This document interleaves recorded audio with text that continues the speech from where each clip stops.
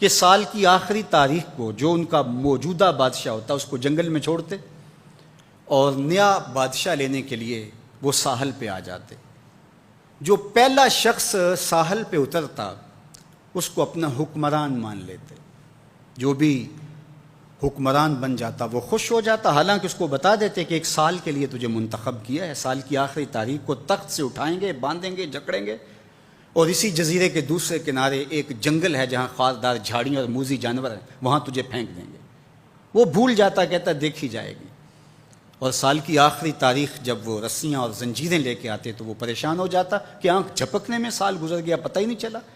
پھر روتا ہوا چیختا ہوا اس جنگل میں جاتا اور لوگ اس کو چھوڑ کے آ جاتے اور درندوں کا رزق بن جاتا۔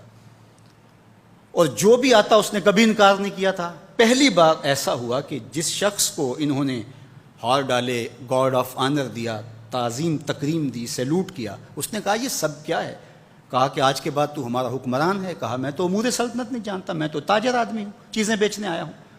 کہا کہ ہمارا اصول یہی ہے کہ سال کی پہلی تاریخ کو پہلا شخص جو جزیرے پہ قدم رکھتا ہے وہ ہمارا حکمران ہوتا ہے۔ اس نے کہا میں تو امور سلطنت کو نہیں جانتا، تو یہ کس طرح ذمہ داری قبول کر سکتا ہوں؟ انہوں نے کہا کہ تمہیں کرنا ہوگی، اس کے علاوہ کوئی راستہ نہیں ہے، ہمارا یہ قانون ہے، ضابطہ ہے۔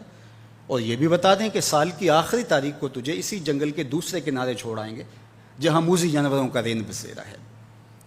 تو اس نے کہا اگر انجام اتنا دردناک اور خطرناک ہے پھر تو میں بالکل جانے کے لیے تیار نہیں ہوں۔ تو انہوں نے کہا تو چاہے نہ چاہے باندھ کے بھی تخت پہ بٹھانا پڑا تمہیں بٹھائیں گے۔ اس نے کہا اچھا مجھے یہ بتاؤ کہ سال بعد میری بات مانو گے یا نہیں؟ انہوں نے کہا کہ ہاں، قانون میں تو ترمیم نہیں کر پائے گا، لیکن یہ ہوگا کہ تیرے انتظامی حکم ہم ماننے پہ مجبور ہوں گے۔ اس نے کہا ٹھیک ہے، میں تمہارا حکمران بننے کے لیے تیار ہوں۔ رومی بولتے ہیں کہ جب بھی کوئی شخص تخت نشین ہوتا تو وہ بھول جاتا کہ میرے 7 سال کی آخری تاریخ میں کیا ہونے والا ہے۔ وہ عیش و عشرت کرتا اور یوں وقت گزارتا، سال کی آخری تاریخ آنکھ جھپکنے میں آ جاتی۔ لیکن یہ پہلا شخص تھا، تخت نشین ہوتے اس نے پہلا حکم نامہ جاری یہ کیا کہ کمانڈوز بلائے جائیں۔ بلائے گئے، کہا اس جنگل میں چلے جاؤ جہاں تم بادشاہوں کو پھینک کے آتے ہو اور وہاں کے موذی جانور کاٹ ڈالو۔ پھر بلدیہ کے ملازمین بلائے، کہا جاؤ جا کے وہاں کی جھاڑیاں کاٹو۔ پھر معمار بلائے، کہا جا کے وہاں محل تیار کرو۔ کچھ لوگوں کو بلایا، کہا جا کے وہاں پھول لگاؤ، پھلدار درخت لگاؤ، سایہ دار شجر لگاؤ۔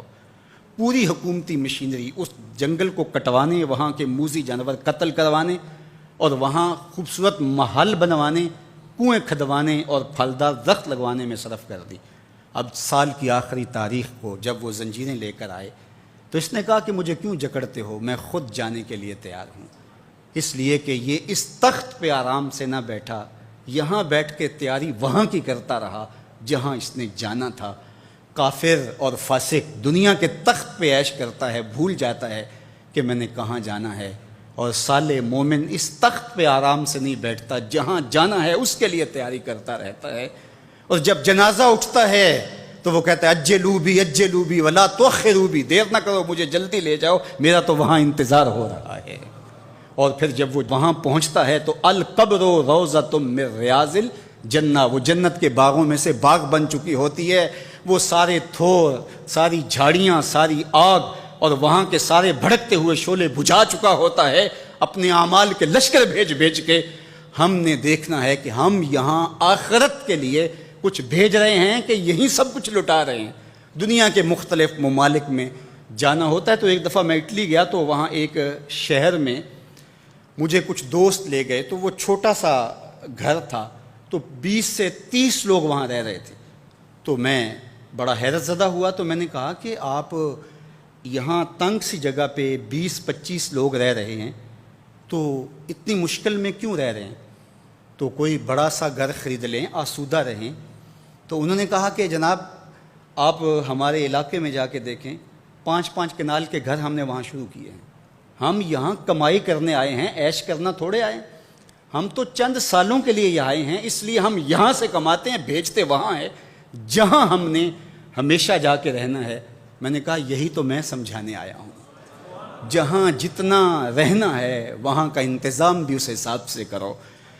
حضور نے فرمایا کن فی الدنیا کانک غریب او عابر السبیل، دنیا میں ایسے رہو جس طرح مسافر اجنبی رہتا ہے۔ دنیا پر جینا لگا کے بیٹھ جاؤ چند دن کے لیے آئے ہو، یہ آخرت کی کھیتی ہے، دارالعمل ہے، وہ آخر دارالجزا ہے، تو قبل اس سے کہ وہ وقت آئے ہاتھ ملتے رہ جائیں، توبہ کا در کھلا ہے، سورج ابھی مغرب سے طلوع نہیں ہوا، اللہ کی رحمتیں برس رہی ہیں، اٹھے ہوئے ہاتھ